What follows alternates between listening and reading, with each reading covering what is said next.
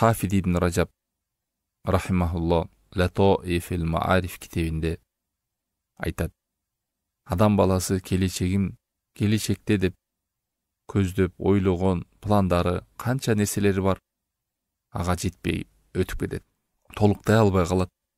Канча нерсени эртең кылам деп үмүт кылды, ага жетпей калды.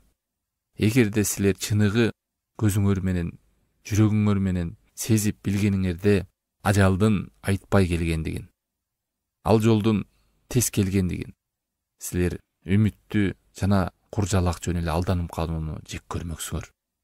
Ар бир убактыңарга бекем болуп кам көрмөк элеңер деп чакырып атат. Себеби канча деген адамдардын узун үмүтү эч кандай бир кур үмүттөрдү коюп, күнүнкү амалдарына бош болгондор, жумасындагы амалдарга бош болгондор, айындагы амалдарга бош болуп, куржалак бул дүйнөнүн өтүп кеткендер жөнүндө эскерет. Мына азыр ороз айы кирип келатат. Бул ороз айы соопторду жыйнап кала турган ай. Ороз айы жүрөктөрдү тазалап кала турган ай. Ороз айы адамдын мүнөзүн оңдой турган ай. Ороз ай жүрөктөрдү түрлүү түркүн оорулардан тазалап калуучу ай. Ороз айда оңолбогон башка айда оңоло албайт.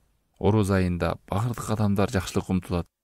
Бул айдын берекети менен, жакшылыгы менен, Аллах коюп койгон мүмкүнчүлүктөрдү колдонуу менен адам көп деген соопторду жыйнап, жакшылыкты бекемдеп, жакшылыкка умтулуп, көп жакшы нерселерди өзүнө сиңирип кала турган ай. Ибадат, илим, дуа, зикир, Куран окуу, канча деген жакшылыктардын сообу эселенип берген ай. Сообун периштелер билбеген Аллах Таалам өзүм жакшылыгымды берейин деген ай.